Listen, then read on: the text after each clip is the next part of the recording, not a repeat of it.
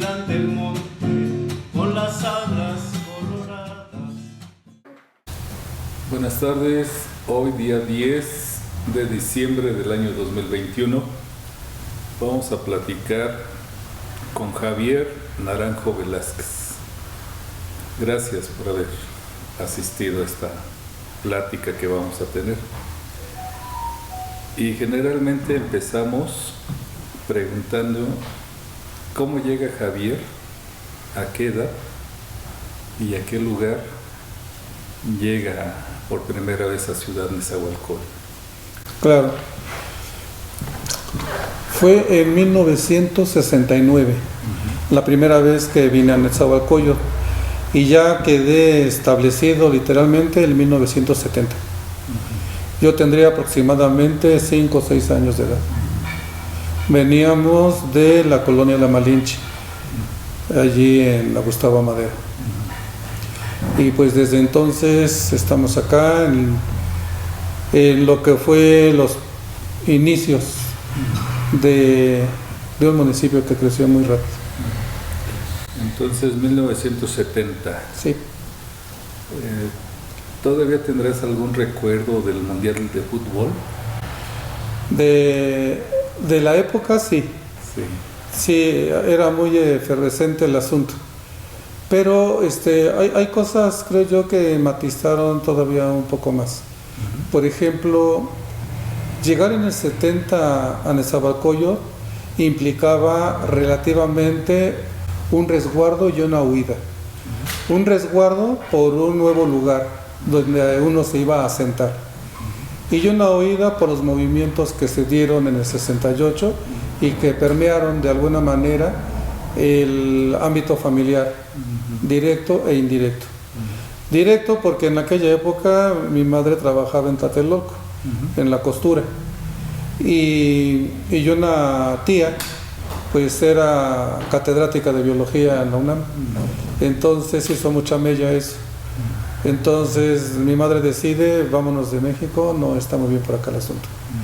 Y llegamos a Nezahualcóyotl, más que un asunto de corte el mundial, más bien hubo un asunto de corte a cargar el agua en aguantadores de 20, 18 litros los botes, buscar el agua en las tomas de agua.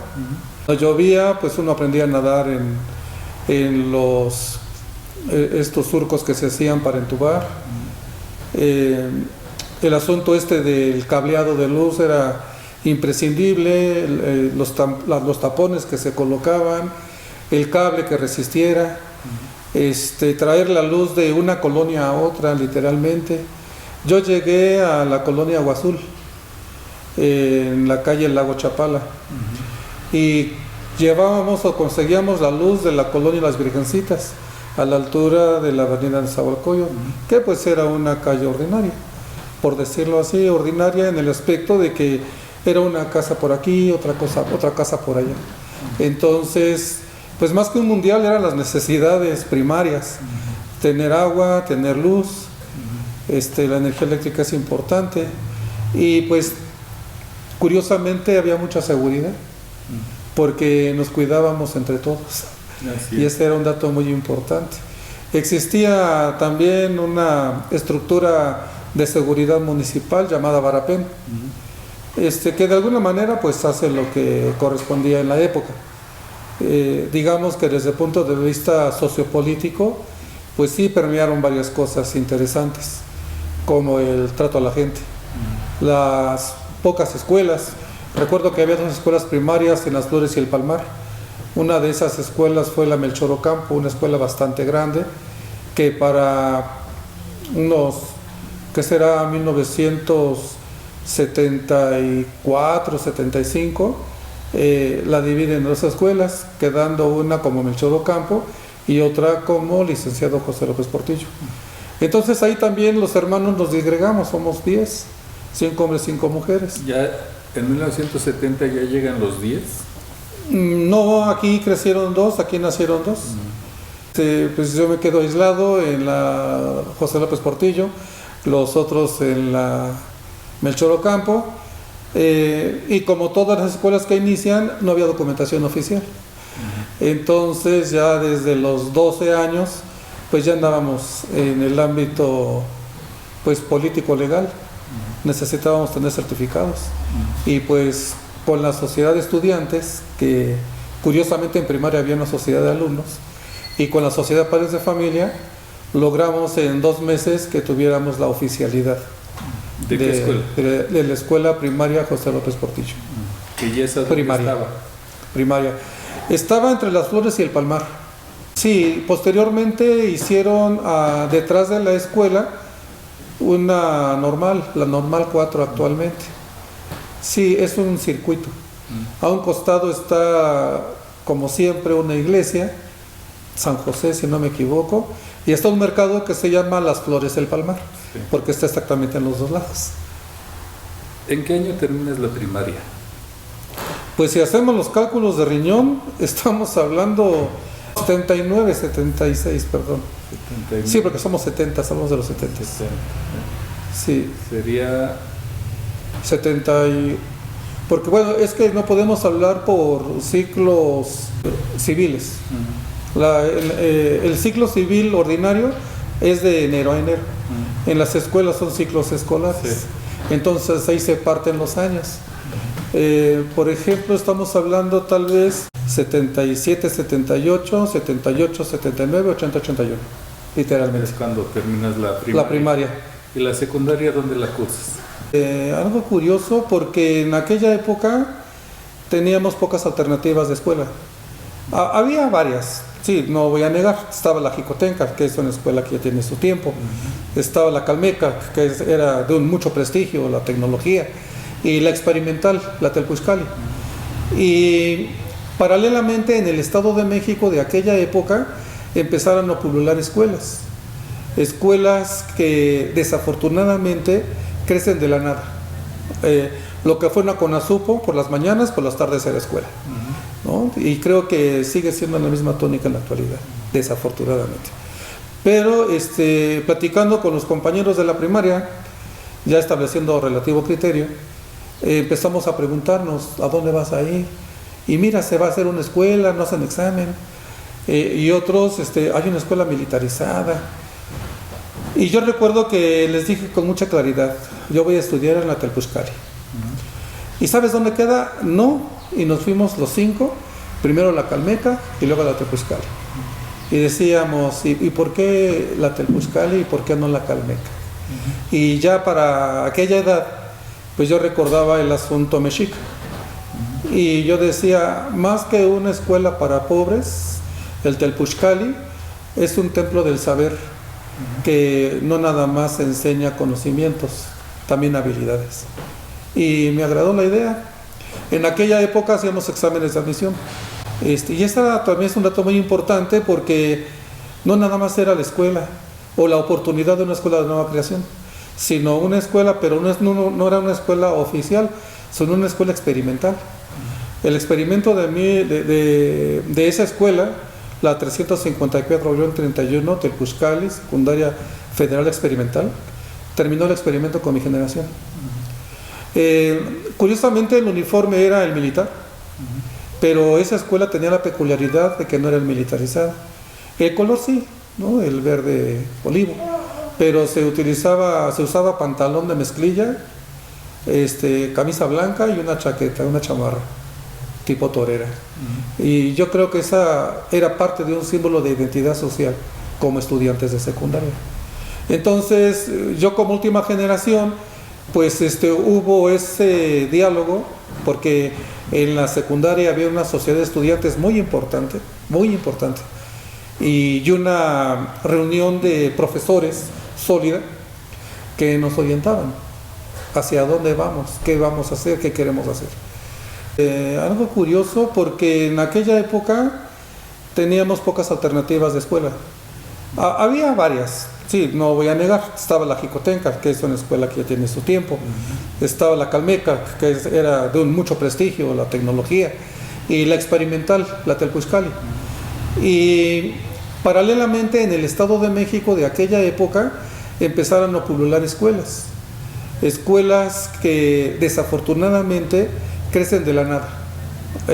lo que fue una CONASUPO, por las mañanas, por las tardes era escuela, ¿no? Y creo que sigue siendo la misma tónica en la actualidad, desafortunadamente. Pero platicando con los compañeros de la primaria, ya estableciendo relativo criterio, empezamos a preguntarnos, ¿a dónde vas a ir? Y mira, se va a hacer una escuela, no hacen examen.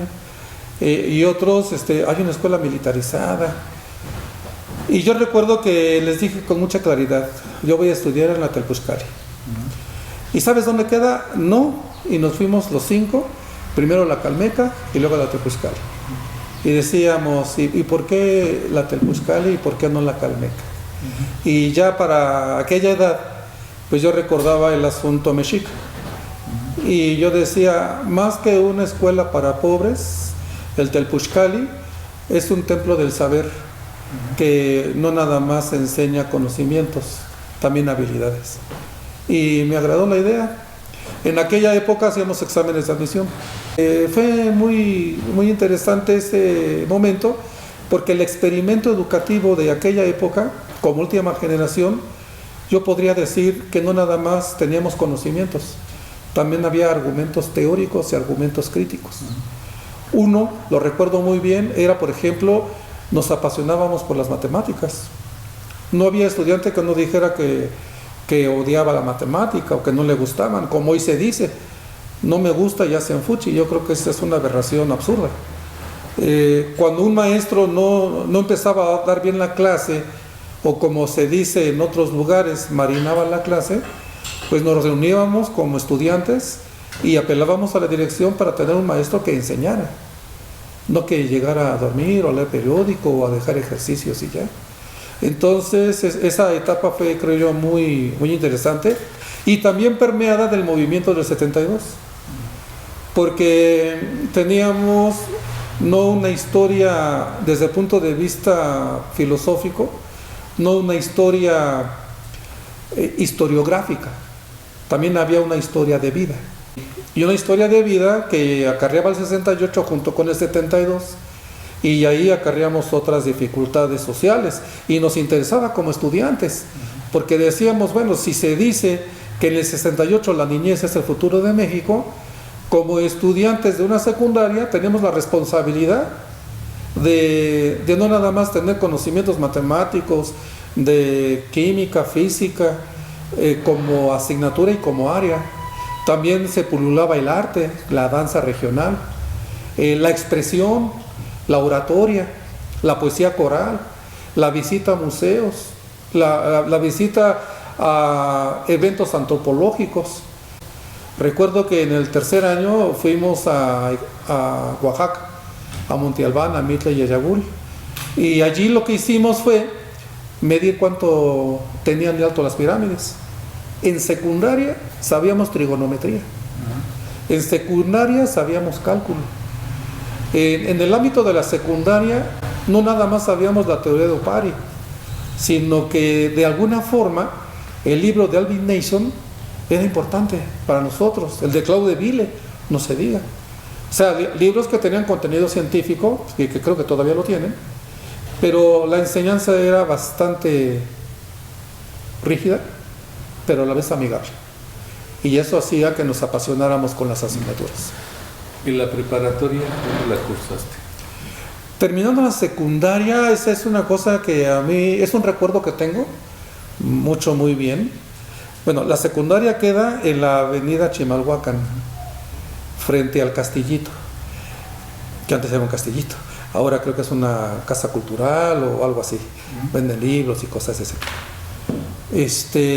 Detrás de la secundaria estaba la escuela normal número 7 de Ciudad Nezahualcóyotl. Allí ofrecían el bachillerato de 50 asignaturas, 2 años, y la educación normal de 3 años. Yo hice examen en la normal para hacer el bachillerato ahí, pero también hice el intento de hacer el examen para ir al CCH Oriente. Primero tuve resultados de la escuela normal y no lo pensé 2 veces porque quedaba cerca, caminando a la colonia Agua Azul. Entonces, pues, caminando atravesaba la López Mateos, luego atravesaba la avenida Sor Juana, y antes de la Villada pues estaba la escuela. Y creo que fue bastante bueno. En aquella época había un transporte público que iba de Las Bombas, calle 7 si no me falla, a la colonia Esperanza, que se llamaban lecheros. Esos famosos lecheros, porque eran todos de color blanco. En ocasiones sí también tenía la oportunidad de abordarlo y pues me iba. La preparatoria en esa escuela creo que fue también muy rica, no la desdeño, al contrario, creo que tuve la oportunidad y la suerte de tener maestros bien formados en el ámbito de las matemáticas, de la química, de la física. Recuerdo los maestros de físico-química que sabían qué era el material y el instrumental de laboratorio, y hacíamos los experimentos. Entonces era una cosa muy rica. Creo que sanamente tuvimos un programa de estudios 1978 bastante sólido. Posteriormente pues ya cambian las cosas, pero esas 50 asignaturas creo yo que fueron clave para tomar decisiones académicas. Recuerdo muy bien casi a todos los maestros. El de lectura y redacción hizo un poema creado por él, el profesor Alberto Telles Recendis, que hablaba sobre la normal, y él decía: me gusta ser normalista, señores, y gritar por doquiera que no hay como mi carrera. Esas palabras me atraparon y empecé a tomar decisiones académicas. También recuerdo mucho al maestro de educación física, el maestro Mota, Ranulfo Aldana Mota, un maestro militar, 3 estrellas, con grado militar bastante sólido, y nos hacía, dicen algunos, háganos llorar, y yo cuando escuchaba eso me incomodaba, porque nos estaba cultivando el espíritu y también el cuerpo. Entonces esos son elementos muy importantes. Además de que empezábamos a incursionar en la danza, en el básquetbol, en el atletismo y las materias curriculares correspondientes. ¿Y cómo es que termina la normal? Cuando decido, había un maestro, un físico-químico, no un físico-matemático, un físico-químico, que comentaba: si ustedes quieren estudiar la normal superior, pueden hacerlo terminando la preparatoria. O si quieren continuar la normal, aquí mismo pueden hacerla. Y no era pase reglamentario como se pensaba. Se escogían promedios y también se aplicaban exámenes. Tuve la suerte de ser aceptado y estudié la normal. Creo que fue una decisión porque cuando estaba en tercero de secundaria, fueron un grupo de maestras muy guapas, muy simpáticas, con su uniforme de gala, se veían hermosas, y nos invitaron a formar parte del profesorado. Entonces, recordando esa plática y ya viendo cómo era el esquema de la normal, empecé a estudiar la normal de 3 años. En aquella época era la carrera de normalista para ser profesor de educación primaria. Creo que eso fue muy importante en 1981-86, y creo que fue muy importante desde el punto de vista de la formación académica como normalista. Más de 70 asignaturas. Entrábamos a las 7 de la mañana y en ocasiones salíamos a las 4 de la tarde, porque aparte del ámbito académico, teórico, pedagógico, científico, pues también teníamos actividades culturales importantes, fuertes. Por ejemplo, en aquella época estaba la banda de marcha de la normal, y esa banda de marcha tuvo representatividad estatal muy importante. Tenía competitividad con la normal 1 de Toluca, que era el monstruo de las bandas de marcha, con Icatepec. En un encuentro que tuvimos de bandas de marcha, tuvimos la oportunidad de dejar en Ecatepec en tercer lugar. Y claro que desde entonces Ecatepec se levantó y empezaron a ganar espacios desde el ámbito deportivo. En aquella época se convirtieron en los correcaminos, no había quienes ganar, excepto que nuestra normal número 7, extinta hoy, tuvimos a 2 grandes atletas, apellidos quizá no recuerde algunos, pero Saúl Galloso Vargas fue muy importante, Domingo fue otro muy importante, pero Parra Argumedo, el apellido, Es un atleta que hizo el recorrido de los 42 kilómetros, superando por 4 vueltas al segundo lugar. Entonces esto implicaba que estábamos muy bien formados, no nada más en conocimiento, también en actividad física. ¿En qué año te recibes tú de maestro? Como profesor egresé en el 86. En el 84, por orden presidencial, cambia la currícula educativa de las escuelas normales y empieza la primera generación de los licenciados en el ámbito educativo. Entonces, soy prácticamente la última generación o parte de la última generación de profesor. Y en 1986 terminé también la tesis. Tuve maestros en el ámbito metodológico muy buenos. Lamentablemente uno ya falleció. Siempre lo recuerdo cuando tengo oportunidad. Mario Díaz Rodríguez. Un profesor que era muy importante porque con él se aprendía no nada más metodología, sino se aprendía a ser crítico en el ámbito educativo. Desde que yo iba prácticamente incursionando en el 5º año, pues yo aprendí con él metodología y yo ya asesoraba tesis antes de titularme. En la escuela teníamos cursos intensivos. Entonces esto es en 1986. 86. Y haciendo un regreso, de haber llegado en 1970 a 1986, son 16 años. ¿Pudieras platicarnos cómo se había transformado la ciudad? ¿Había transformación de la ciudad? Claro. ¿Cómo la sentías tú? Bueno, cuando llegamos, veíamos a lo lejos el Cine Lago, ¿no? El Cine Lago que ya no existe. Veíamos el Cine Aurora, que tampoco existe ya. Vimos el Cine Los Patos, que tampoco existe ya. Pues digo, prácticamente estamos hablando de un cementerio. En 1970 el Palacio Municipal no es el que está ahorita, era otro. Se reinaugura posteriormente el Palacio Municipal y cuando se reinaugura pues vienen estrellas muy importantes, no quiero decir nombres porque yo creo que no es ético ni correcto, pero vinieron personas muy importantes, gobernadores muy importantes también. Y pues tenemos lo que ahora es el Palacio Municipal, una transformación total con los espacios que tiene. Hoy en día también ya se ha transformado bastante, ya no es lo que fue. Ahora tiene otra estructura, otra dinámica y otra forma orgánica, ¿no? De organización. Las avenidas, pues vimos cómo la avenida Chimalhuacán, después de que era terracería, paulatinamente se va convirtiendo ya en un lugar pavimentado. Los camellones eran camellones amplios, bastante amplios. La avenida Nezahualcóyotl, poco a poco también, va tomando forma de avenida.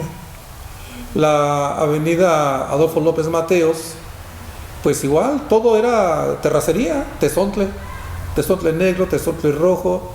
Los chimecos, pues a todo lo que da, como siempre ha sido. No ha habido cambio cultural en ese aspecto.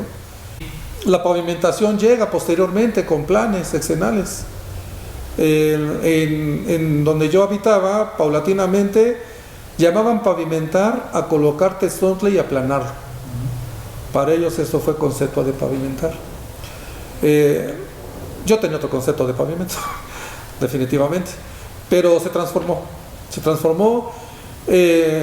Ya no era los canales de agua sucia, hubo intubación ya, se entubó, hubo agua potable, que eso fue un alivio para los que cargábamos ya los aguantadores. El asunto de la luz también se estableció paulatinamente, ya había energía eléctrica en el lugar, ya no había el problema de que robaron los cables a la 1 de la mañana a buscar.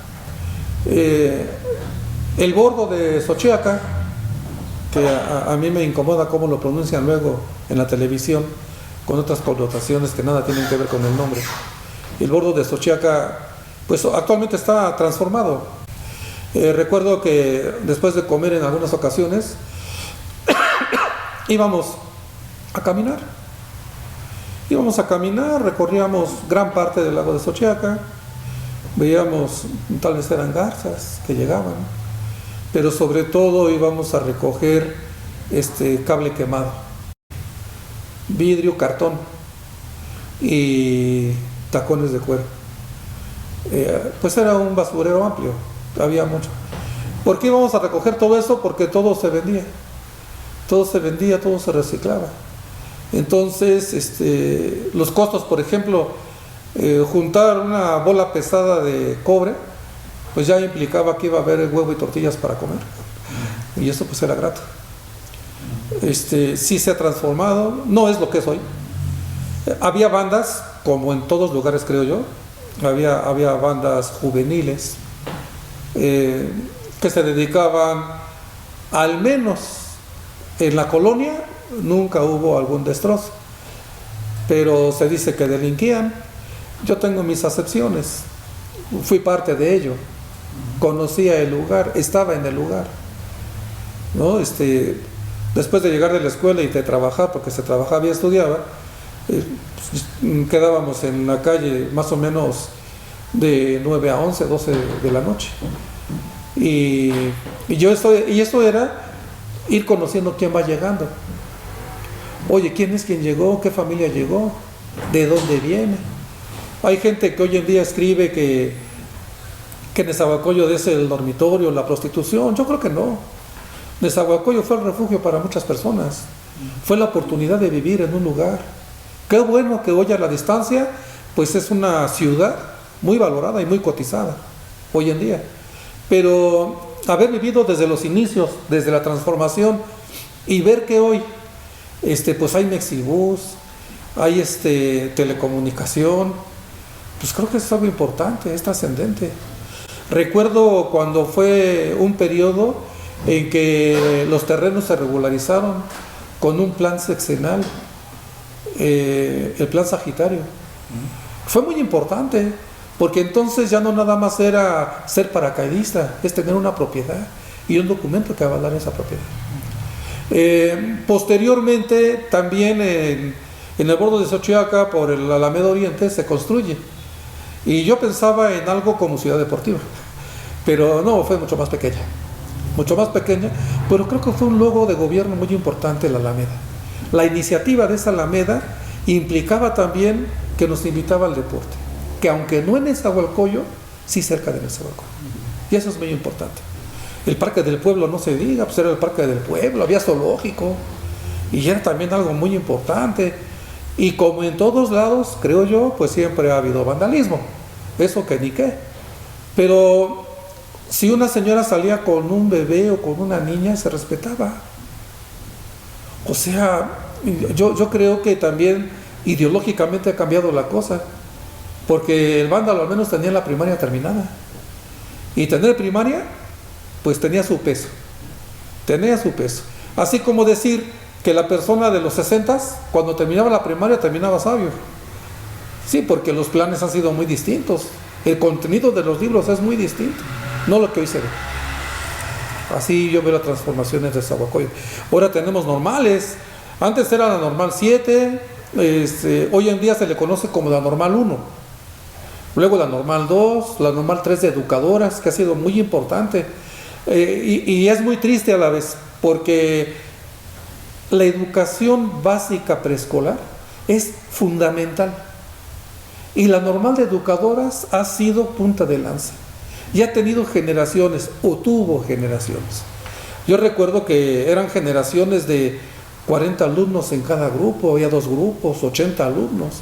Tristemente, y lo digo así, y lo digo abiertamente, tristemente, hoy las escuelas normales tienen 10 alumnos, 15 alumnos, ¿no? Parecieran elefantes blancos. Yo creo que sí se debe de repensar el normalismo.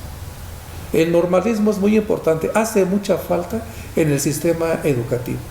Ahora, en estos años del 86 al 2022 ha habido toda una etapa de enseñanza. ¿Dónde fue el ejercicio de tu profesión? Cuando egresé en el 86, fuimos a la ciudad de Toluca, porque también tuvimos esa fortuna. Todos nos reunieron en la ciudad de Toluca, en el Teatro de Bellas Artes, si no me falla la memoria, y nos dieron un nombramiento por parte del gobierno del Estado de México, a través de la Secretaría de Educación, Cultura y Bienestar Social. Tampoco existe hoy en día. Pero como generación de normalistas había un compromiso, el compromiso de otorgar plazas a los egresados normalistas. Creo también que fue la última generación valorada como tal. Y me toca trabajar en San Vicente Chicoloapan. Yo esperaba que me mandaran a Yucatán, a Sinaloa, pero no, todo fue dentro de la entidad, Estado de México. Y San Vicente Chicoloapan pues no estaba tan lejos, en autobús. El autobús que va para Chapingo me deja por el lugar. Y allí incursioné dando clases en primaria. ¿Cuántos años? En primaria no fueron muchos años.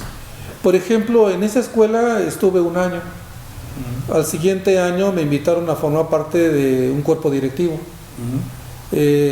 Yo con toda la honestidad dije, no puedo aceptar ese cargo porque soy recién egresado y necesito tener experiencia y conocimientos. Aprendí que las decisiones tienen que tomarse porque no regresan nunca, y eso es cierto, jamás regresó la propuesta. Pero no importó, cambié de escuela y de allí estuve otros 2 años en San Agustín. Terminando la avenida Chimalhuacán, atravesando las vías del tren, estaba la colonia San Agustín, ahí estaba la otra escuela. Estuve 2 años ahí también. Paralelamente estaba trabajando y también tomé la decisión de seguir estudiando. Hice la licenciatura en Ciencias Naturales. ¿A dónde le hiciste? En Ecatepec de Morelos, Estado de México. ¿Pero qué escuela era? La Escuela Normal de Ecatepec. Curiosamente, con la escuela con que se competía en atletismo y en solfeo, pues hago el examen y tengo la oportunidad de entrar y ahí hago la licenciatura. A la par estaba estudiando la licenciatura en Ciencias Naturales y estaba dando clases en primaria. Antes de terminar la licenciatura en Ciencias Naturales, hago examen en la UNAM para estudiar Filosofía y Letras en la Facultad de Filosofía. Tengo la suerte también que me aceptan. Yo creo que ha sido mucha suerte. Me aceptan porque son exámenes no sencillos. Entonces, al año termino la licenciatura y me gradúo. Cambio a dar clases en preparatoria en el Estado de México, en el municipio de Chimalhuacán, la preparatoria 16, y sigo estudiando en el sistema Universidad Abierta Filosofía. Entonces, en primaria duré prácticamente 4 años y medio, e incursiono en preparatoria. Pero, como estaba estudiando filosofía y tenía ya un título de Ciencias Naturales, tuve la oportunidad de empezar a trabajar en secundaria federal, en las leyes de Reforma 2, con el apoyo de la dirección y con el apoyo del cuerpo sindical de ese momento. Esta escuela para mí fue muy importante. Queda ubicada en Oriente 6, si no me falla la memoria, sobre la avenida Pantitlán, cerca de una gasolinería. Y digo que fue muy importante porque tuve la oportunidad de dar áreas y después ver la transformación de asignaturas y hacer el aparato crítico de qué ventajas y desventajas. Y también tuve la suerte de tener alumnos disciplinados, y si no lo eran, pues lo fueron. Siempre he sido algo rígido. Y recuerdo que un maestro de matemáticas de secundaria, el profesor Malaquías García Osorio, decía: si van a enseñar alguna vez algo, sépanlo bien. Curiosamente, cuando se enteró el maestro que yo estaba estudiando para ser normalista, se molestó conmigo, me dejó de hablar como 2 años. Dice: es que tú no sirves para ser normalista, tú tienes que ser físico matemático mínimo. Y bueno, fue una época. Ya después estuve trabajando 4 años ahí, terminé la licenciatura en filosofía, no hice tesis porque consideraba que hay pespuntes, ya uno tiene ciertos criterios. Y dando clases en la preparatoria de Chimalhuacán y en la secundaria en Nezahualcóyotl, decido estudiar en la UAM Iztapalapa, una escuela que ya tenía cierto prestigio, y pues dije, vamos a ver si tenemos la capacidad, y de nuevo hacer examen y un poco más de requisitos, diálogos filosóficos y cosas así. Y tuve también la fortuna, estuvo asesorando porque pues también ahí hice una tesis, la genealogía neurofisiológica del dolor humano, el doctor Cuauhtémoc Lara Juárez, si no me equivoco, me asesoró la tesis, y creo que fue un sistema bastante agradable. ¿Esa sí la terminaste? Sí, la terminé. Igual la licenciatura en Ciencias Naturales también la terminé. Allí, pero filosofía no. Sí, la terminé los créditos, aprendí francés ahí en la escuela, aprendí italiano, aprendí inglés también ahí en la facultad. De hecho, sigo conectado con la facultad, no me he desconectado. En la normal de Ecatepec hice un texto, una tesis sobre las deficiencias metodológicas en la enseñanza de la física. Entonces, esta parte de la ciencia siempre me atrajo. Yo creo que ese fue el escalón para poder entrar en la maestría en filosofía de la ciencia. Y ya cuando termino la maestría, dejo la preparatoria, incursiono dando clases en la normal 2 de Nezahualcóyotl, allí por la campestre guadalupana, pero ya como profesor de tiempo completo. Entonces dejo la secundaria y me dedico de tiempo completo en la normal, viendo un panorama, comparando panoramas académicos distinto, a pesar de que es Nezahualcóyotl, por las influencias del Distrito Federal, la San Felipe, por ejemplo. Pero pues acá también en el centro de Nezahualcóyotl pues tenemos la Aurora, tenemos los Pirules, entonces tenemos una pluralidad de personas y de estudiantes. Yo podría apostar que en el centro de Ciudad de Nezahualcóyotl, al menos por los 90s, había un mínimo respeto al maestro. Hoy las cosas han cambiado. Han cambiado.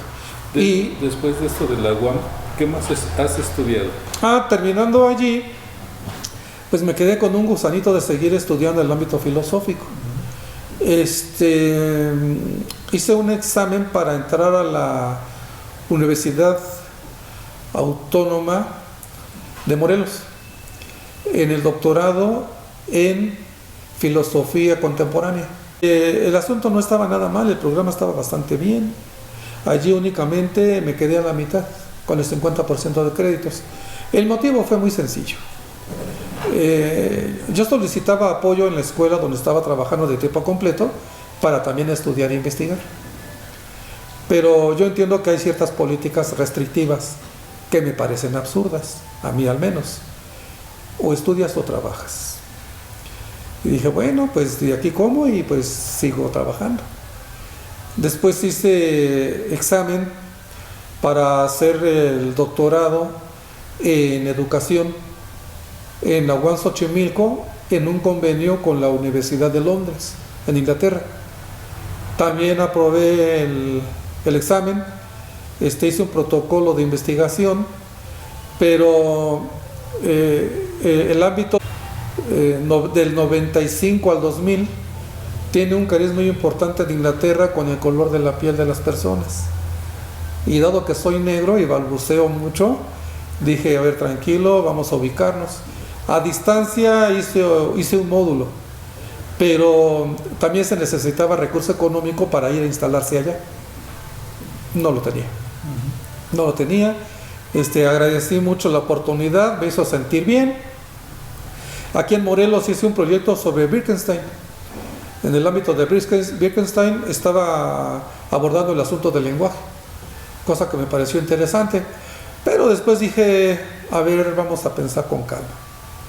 Estaba trabajando en la normal, empiezo a hacer trámites burocráticos en el Estado de México para trabajar en otro lugar, y corro la suerte, 2 años después de trámites, ser acogido por el Instituto Superior de Ciencias de la Educación del Estado de México como investigador educativo. de tiempo completo. Entonces allí tengo la oportunidad de que sí puedo seguir estudiando. Dije, bueno, me dice el coordinador en turno, un maestro también muy audaz, muy culto. Dice, mira Javier, si vas a estudiar filosofía, porque supongo que vas por allá, tienes que leer mucho. Entonces vas a tener descarga para estudiar, aprovechar. Y pues es lo que yo quería y es lo que yo esperaba. Aparte de dar clases, por supuesto, y asesorar tesis. Desde el 85 he asesorado tesis. ¿Cuántas? Yo creo que más de 250. Siempre me ha gustado eso. Y allí pues una tarea importante es asesorar tesis. Perfecto. Entonces hago examen otra vez para ingresar al doctorado en filosofía en la UNAM, en la Facultad de Filosofía y Letras. Tomé decisiones, pensaba estudiar Kant, conocí al mejor kantiano de la época, pero las inclinaciones teóricas no iban por ahí. A mí me apasiona la medicina desde siempre, me he acercado mucho al ámbito médico, por eso fue la neurofisiológica del dolor humano, y el dolor en específico lo he estudiado a más de 20 años prácticamente. Entonces tomo la decisión hacer una maestría patito que me va a costar 2 años y una cantidad económica regular, o estudiar filosofía en serio. Entonces decido por estudiar filosofía en serio y soy aceptado y me inserto al cuerpo de la doctora Laura Benítez Grové en el ámbito cartesiano. Entonces empiezo a indagar la relación dolor-mente-cuerpo en la filosofía de René Descartes, cosa que me apasionó, que me llevó mucho tiempo, un dolor de cabeza tremendo, pero terminamos bien, nos graduamos bien, tuve la suerte de mención honorífica. Esto es en la UNAM, en el doctorado. En el doctorado. Y pues también los requisitos, tenía que avalar idiomas, pero avalaba yo idiomas para la UAM. Entonces acá me decían, ¿sabes qué? Tienen que ser de la UNAM. Digo, está bien. Pues otra vez a incursionar con los cursos y todo favorable afortunadamente. No se me facilita otros idiomas, pero me inquieta conocerlos. Y eso me ha llevado a estudiar un poco de latín y de griego para entender algunas cosas y no desarraigarme, como dicen los poetas, ser universales pero no desarraigados. También he tomado cursos de náhuatl y eso me ha llenado bastante. Aunque cuando voy en comunidades nahuaparlantes se ríen de cómo les hablo, porque dicen, es que tú crees que hablas, pero quieres hablar, tú no conoces la lengua. Bueno, creo que me corrija un nahuaparlante es más importante a sacar un 10 en un examen que puedes copiar. Entonces, ¿terminas el doctorado en qué año? Aproximadamente 2017-2018. Y después de ahí, ¿has estudiado alguna otra cosa más? Latín, griego, en el instituto, un instituto que está en Puebla, lo he hecho a distancia, de lenguas clásicas, muy importante. Estoy en el seminario permanente de filosofía, de historia de la filosofía, y ahí ya llevo como unos 10 o 13 años asistiendo continuamente los martes. Y también ¿dónde se imparte ese? Es de la Facultad de Filosofía y Letras, pero se dan en el Instituto de Investigaciones Filosóficas. Ahí la doctora Laura con la doctora Suraya Monroy, con la doctora Alejandra Soledad Velázquez Zaragoza, y un conjunto, un semillero de doctores importantes, maestros importantes todos. Creo que puedo arriesgarme a decir que es el único seminario de filosofía latinoamericano que ha permanecido por más de 35 años y que es representativo de nuestra identidad como mexicanos. ¿Y ahora estás dando clases en algún lugar? Sí, estuve dando clases en la Universidad Pedagógica Nacional. Allí estuve dando clases en el Distrito Federal, después en Ecatepec de Morelos también. Y actualmente estoy dando clases en la Escuela Nacional de Trabajo Social. ¿Dónde está eso? En el circuito exterior de Ciudad Universitaria, desde la UNAM. He tenido, pues tal vez suerte o fortuna de conocer personas que tienen una formación académica muy buena y que hemos dialogado y que he incurrido a la invitación y a la fecha estoy ahí. Tenemos ya 13 años prácticamente. Ahora, en este asunto de que te metes a estudiar la primaria, secundaria, normal, sigues estudiando, ¿y la familia? ¿Alguna vez te casaste? Sí, me he casado. Sí, me he casado y también tengo hijos. ¿En qué año te casaste? No me acuerdo. No te acuerdo. No. Lo que sí puedo decir es que actualmente estoy casado, tengo una familia sólida y compartimos cosas en el ámbito educativo interesantes. ¿Con tus hijos? Con mi esposa y con mi hija. Obviamente ha habido un cambio en el término de la educación. A nosotros todavía, si hacíamos algo, nos aventaban el borrador, ¿no? Sí. Pero actualmente a veces el maestro ya no le puede llamar la atención a un alumno, ya no lo puede regañar, ya no le puede decir nada. La educación ha avanzado para bien. ¿Qué le falta a la educación en este 2022? Yo creo que en el ámbito educativo pues hay muchas cosas. Por ejemplo, yo no me he separado de la relación con los estudiantes. Tengo contacto directo con estudiantes de preescolar, por ejemplo, en San Agustín, Ecatepec. He tenido contacto con estudiantes de primaria, con estudiantes de secundaria. Procuro no desarraigarme tanto. Tengo compañeros maestros que nos conocemos de tiempo y en ocasiones me permiten visitarlos y yo me permito observar. Y me gusta observar mucho. Fue muy excelente y creo que sigue siendo muy excelente método para aprender a leer y escribir en 6 meses. Porque recordando que en el 68-70, con ese método muchas personas aprendieron, ¿no? Con un profesor, ¿no? Aprendieron mucho. Entonces llega alguien y dice, es que no sirve este método y hay que cambiarlo. No me parece ni justo y me parece muy absurdo. Porque, de nuevo, un maestro que era en aquella época el director general de Normales de México, le dice a la investigadora, dice, pues mire, todos los que están aquí hemos aprendido a leer y escribir con el método onomatopéyico y somos efervescientes lectores. Si su propuesta es buena, vamos a ver qué resulta.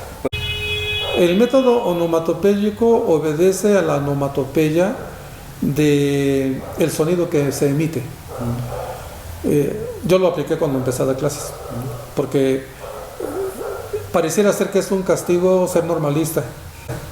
Egresas de normalista y primaria, primer año, ¿no? Para que aprenda, para que se foguee. A mí me parece un término absurdo eso también, porque finalmente quien está convencido de la carrera que toma y que le interesa la educación, pues lo hace con todo el gusto.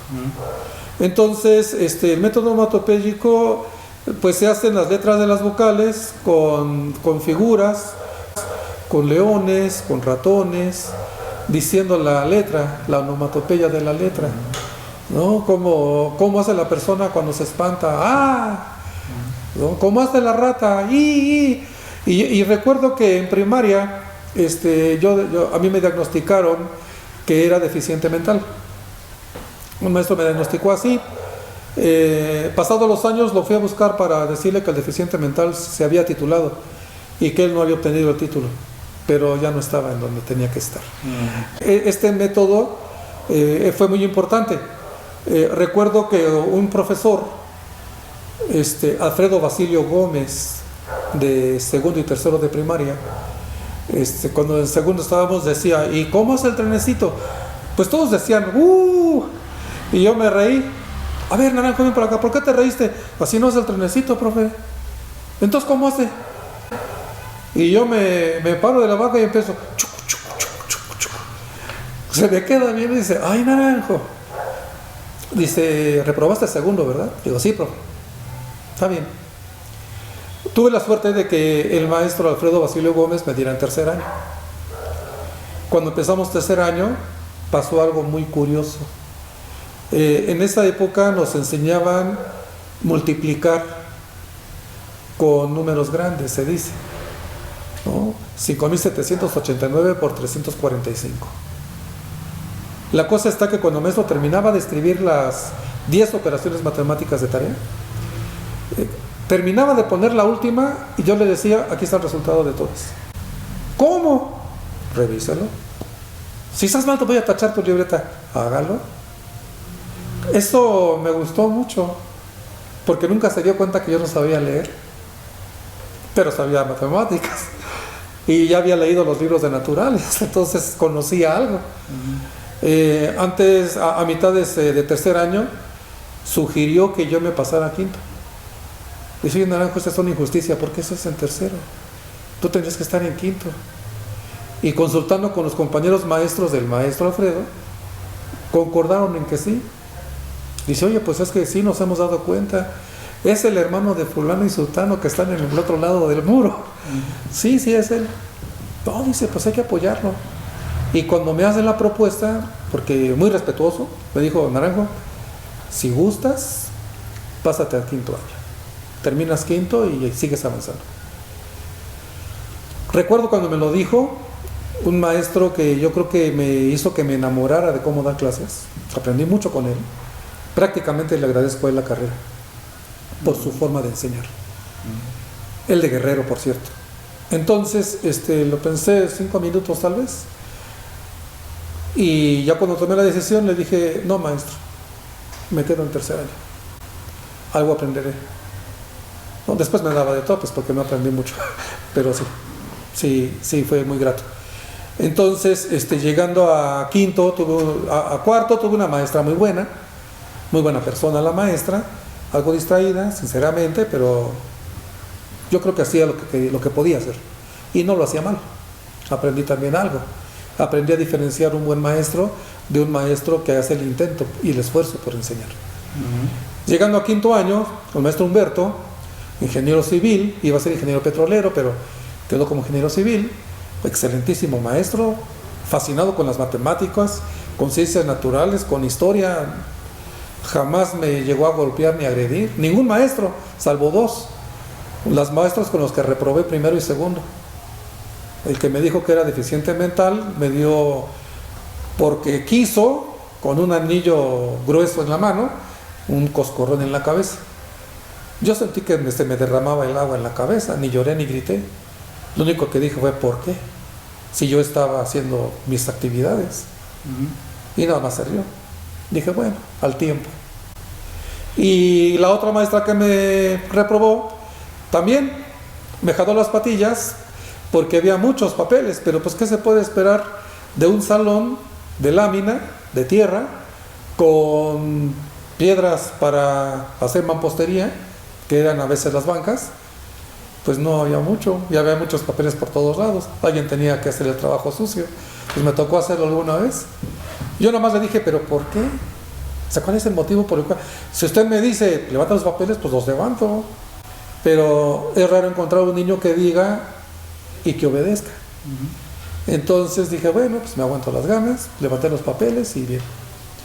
Llegando a sexto año, mi querida maestra Elizabeth, una maestra que también fue muy importante en mis tomas de decisiones académicas, se dio cuenta que yo no sabía leer, estando en sexto de primaria. No sabías leer. Dice, a ver, Naranjo, levántate, empezamos la lectura. Yo agarré el libro y empezaba a hablar. ¿Cómo sabía lo que decía el libro? Yo lo había leído el libro ya anteriormente. Cuando llegaban los libros yo empezaba a leerlos. Forrarlos fue después. Lo primero que hacía era leerlos. Y en ocasiones creo que tuve la fortuna de una buena memoria. Porque... ¿Cómo es este proceso de leerlos? Y mencionas que en sexto año no sabías leer. Porque soy visual. No era hablando. Cuando mi madre me decía, a ver, trae el libro, pues sí lo traía. Y empieza a leer y pues no hablaba fuerte, pero le decía de qué trataba. A ver, y ya lo leía ella y veía que sí trataba de esto que yo dije, y pues bueno, creo que me vino bien. Entonces cuando la maestra Elizabeth se da cuenta de ello, me dice: a ver, Javier, no sabes leer. Le digo: ya se dio cuenta. ¿Cómo se dio cuenta, maestra? Dice: pues la lectura la dijiste muy coherente, pero la dijiste, no la leíste. Había una compañera de apellido Piña, María de los Ángeles Piña, tremenda compañera, leía hermoso, superaba la lectura de las maestras y los maestros. Empezaba a leer con elocuencia, respetando los signos, respetando la gramática y la estructura del argumento. Y pues dije: híjole, se dio cuenta ya el mundo que no sé leer, pues tuvo que aprender a leer. Nos dijeron que tenemos que saber país y capital de todo el mundo en esa época, y pues yo muy bien le dije a la maestra: y el que se lo sepa todo, ¿qué va a ganar? Y dice: aquí tengo 10 libros, escoge el que quiera. Y vi uno que decía nociones de gramática, y dije: ese libro lo quiero, porque yo no sé. Y pues hizo el concurso la maestra. Yo lo único que le dije: maestra, le imploro, no me pregunte nada de África, de todos los que quiera. Sí, Túnez, pues Túnez. Argelia, pues Argelia. Y ya me preguntó otros de Europa y otros de Latinoamérica. Dice: está bien, Naranjo, tú ganas. ¿Cuál libro quieres? Este. ¿Por qué es? Porque no sé leer y no sé gramática. Y está bien, Naranjo. Cualquier duda que tengas, pregúntame. Para eso estoy aquí. Y fue muy grato. ¿Y en qué tiempo aprendiste a leer? Pues no fue tan complicado. Seguí leyendo con la vista. Creo que hasta que entré en el doctorado empecé a leer en voz alta. Recuerdo que el doctor Salles, un importante doctor de la facultad, dice: ¿quién quiere leer este argumento? Pero hay que leerlo de tal manera que se entienda que es el que lo escribió el que lo está leyendo. Y curiosamente en el doctorado nadie levantaba la mano. Y yo me atreví a levantar la mano. Dije: bueno, si alguien me tiene que corregir, que sea alguien que sí sepa. Y empecé a leer, y dice: pero con enjundia. Y empecé a leerlo como tal, y fue una grata experiencia porque me di cuenta que sí podía. Ya hasta el doctorado. Sí, siempre he leído con la vista. He tenido suerte con la oratoria. Gané algunos concursos de oratoria en secundaria, en declamación también, a nivel municipal. Pero por la memoria. Sí, tenía buena memoria, creo, en aquella época. Pues muy bien. Entonces has estudiado toda tu vida, sigues estudiando todavía. Sí. Y desde 1986 a la fecha has impartido clases. Sí. Eres un maestro que llegó a los 5 años a Ciudad Nezahualcóyotl. ¿En qué año abandonaste Ciudad Nezahualcóyotl? Pues prácticamente no lo he abandonado. Digo prácticamente porque a pesar de que he estado en otros lugares, regreso a la cuna. Regreso a Nezahualcóyotl. Prácticamente estoy más de 7-8 horas en Nezahualcóyotl. Solo cuando tengo que ir a la universidad o cuando tengo que ir a otro lado y me tengo que dormir en otro lado. ¿Sigues viviendo aquí en Ciudad Neza? Estoy muy cercano a Nezahualcóyotl. ¿A dónde? Estoy del otro lado de la avenida Zaragoza. ¿Cómo me puedo referir a ti? ¿Como licenciado? ¿Como maestro? ¿Como doctor? ¿Cómo sería correcto? Para mí, soy profesor. Profesor. Soy profesor y orgullosamente normalista. Profesor Javier, ¿con qué le gustaría despedir esta plática que hemos tenido? Con apoyar al normalismo. Estoy pensando escribir algo que tiene que ver con el normalismo. Hace algún tiempo, cuando tuve la oportunidad de conocer al difunto Augusto Fernández Guardiola en el Instituto Nacional de Psiquiatría, platicábamos sobre cosas de la neurofisiología de la mente. Y él me preguntó, dice, ¿y dónde trabajas? Y le dije, en un cerro en Chimalhuacán. Dice, entonces tú vienes de un cerrito. Digo, sí, y traigo pepitas por si le gustan, a verlas, y se las dejó el condenado, me gustaron mucho. Entonces, profesor es lo propio, y escribir sobre el normalismo es muy importante. Necesitamos una perspectiva de qué se necesita, qué tipo de estudiante se necesita. Humildemente considero que no hay rumbo actualmente, porque ya Samuel Ramos, el filósofo, ya había escrito El perfil del hombre y el mexicano. La recién difunta Carmen Rovira Gaspar se había preocupado mucho por el origen del mexicano, cuyo seminario ya me inscribí actualmente y estoy en él. Están en los seminarios aparte estudiando. Y considero que las normales se han desprotegido muy feamente. Se dice que hay muchos maestros, yo creo que no. Yo creo que un error grave fue que de repente cualquiera que tuviera título y hiciera un examen quedaba inscrito. Para mí ese fue un error. En lugar de andar haciendo cursos en línea, personas que compran y venden sus productos, yo así lo veo, un capitalismo abrupto de conocimiento falso bajo circunstancia actual. Eso está haciendo mucho daño a la formación del estudiante. El estudiante tiene que estar pensado para cierto futuro. Yáñez lo pensó, Jaime Torres Bodet pensó en el tipo de mexicano que requiere la patria y estaba sustentado en el artículo 3 constitucional de la época. Hoy ya está corrompido, por supuesto que está corrompido, y lo digo abiertamente y lo debato con cualquiera. ¿Por qué? Porque la formación del estudiante, al menos de preescolar, primaria y secundaria, tendría que estar en manos de personas que sepan conocimiento, pero también que sepan el arte de enseñar. Y eso lamentablemente creo que se ha perdido. Tuve oportunidad de ser coordinador de licenciatura en primaria, licenciatura en educación artística y licenciatura en matemáticas. Y cuando yo le decía a los alumnos, por ejemplo los de matemáticas, lo primero que tienen que hacer es dominar el conocimiento mínimo de secundaria, se sentían ofendidos. ¿Cómo cree que vamos a aprender tanto? Le digo, perdón, entonces te equivocaste de carrera. Si un alumno te pregunta qué es un coseno, una tangente, una cotangente, qué es un seno, y se ríen abruptamente.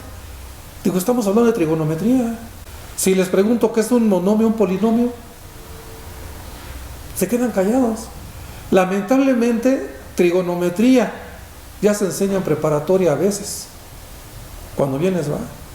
Yo tengo estudiantes, he tenido estudiantes hasta maestría, porque siempre he asesorado tesis. Y me encuentro con que no saben escribir, no saben elaborar argumentos. Y entonces empiezo a hacer mis cuentas también. A ver, si prácticamente yo soy de una generación de estudiantes con un plan de estudios 78 que se modificó en el 84, los resultados son 30 años después. Entonces, las personas que actualmente, de manera lamentable, tienen 22 años de edad, 3 hijos que llevan al preescolar, balbucean. No leen, no escriben, no se superan, trabajan por recurso económico, no por amor al trabajo. Aquí hay una cosa que podemos diferenciar. ¿De qué trabajas? Si dices soy maestro, los maestros no hacen nada, entonces no trabajas. Yo creo que el trabajo de ser maestro, pues es reciente, con un pensamiento distorsionado de la educación. Entonces, trabajo de maestro, ¿no? Y cuando tienes la vocación, el espíritu y la formación, ves las cosas diferentes. ¿Por qué? Porque educar no nada más es transformar. Educar es identidad de una sociedad, de nuestra sociedad, de México para Latinoamérica. Pues muchas gracias, profesor, por haber venido a platicar aquí con nosotros. Muy amable, gracias.